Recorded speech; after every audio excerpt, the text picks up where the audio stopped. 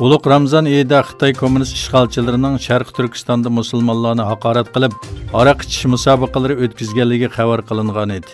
Yaqinda Xitoy ommaviy taratqularida e'lon qilingan sin ko'rinishlarga asoslanganda Qashqar viloyati Qo'g'liq noyasi Jayterak yezisida qadr kechasida doiralarning Uyg'urlarni bir yerga to'plab pivo ichish musobaqasi o'tkazgan.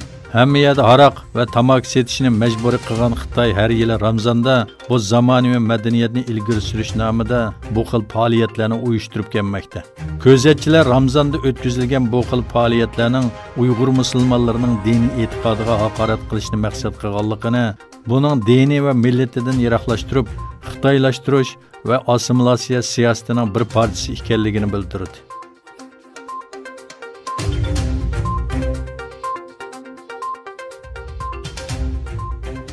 Xitoy o'lkalaridagi Uyg'urlar Tungallarga o'xshash qisman diniy erkinlikdan foydalanib ro'za tutish va boshqa ibodatlarni qilib kelgan bo'lsa-mu, lekin doiralar bu yil cheklamalarni kuchaytirib, Uyg'ur o'quvchilarning ro'za tutishini butunlay cheklagan. Hatto Xitoy o'quvchilar bilan birlikda cho'chqa go'sht selingan tomoqlarni yeyishga majburlagan.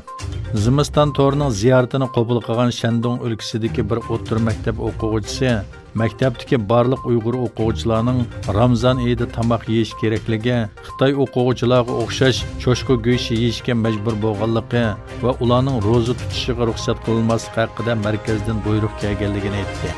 Uyg'ur o'quvchilarning diniy faoliyatlarga qat'iy ruxsat qilmaydiganligi, hatto duo qilganligi bayqalib qolsa, bevosita Sharq Turkistondagi yerlik doiralarga topshirib berilganligi bildirildi.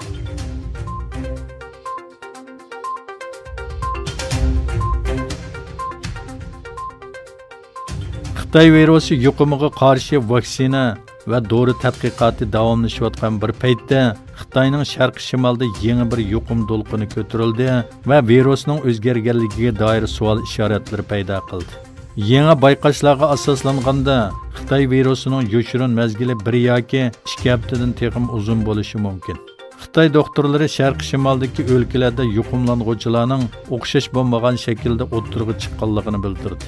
Xitoyning donglik jiddiy kasallar mutaxassislaridan Chuxayboning bildirishicha, Xitoyning sharq shimoldagi ba'zi shaharlarda bayqalgan yuqumlanuvchilarning virus ep yurgan vaqtining Wuhandagi bemorlar qaraganda texmi uzun bo'lgan va saqaygandan keyin tekshirish natijasining manfiy chiqishi uchun uzun vaqt ketgan.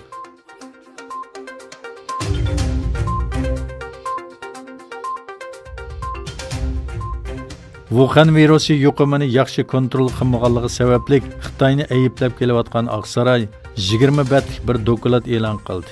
Dokladda Xitoyning iqtisodiy siyosatlari, harbiy urlashtirishlari, kishilik huquq tajovuzchiliklari va yolg'on tashviqotlari bulongchilik deb ataldi. Dokladda Xitoyning rayondagi harbiy kuchini oshirishi, tor jasusligi faoliyatlari bilan shug'ullanayotganligi tilga ilingan bo'lib, Xitoyning bulongchi iqtisodiy siyosatidan voz kechadiganligi haqidagi va'dalarini amalga oshirmaganligi tanqid qilingan. Trump hukumatining qarashicha, Amerikaning Xitoyga qaratgan diplomatiya siyosati unum bermagan bo'lib, kelgusida Xitoyga bo'lgan besimini texmi oshirdi.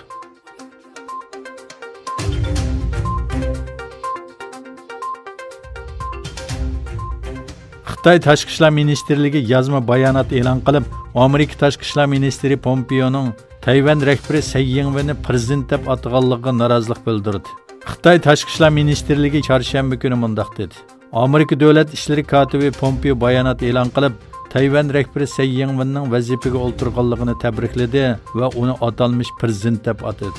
Hamda Amerika Tayvan sherikchiligini maqtadi. Amerikaning bir qism hukumat amaldorlari va bir qism Amerika siyosiy yo'llari Tsai Ing-wenni silliq tabrikladi. Amerikaning yuqorqi harakatlari bir Xitoy prinsipi va Xitoy-Amerika 3 birlashma bayonotining belgilamalariga eg'ir xiloflik qilib, Xitoyning ichki ishlariga eg'ir darajada aralashdi. Xitoy buningga kuchli g'azabini ifodalaydi va uni ayblaydi dedi.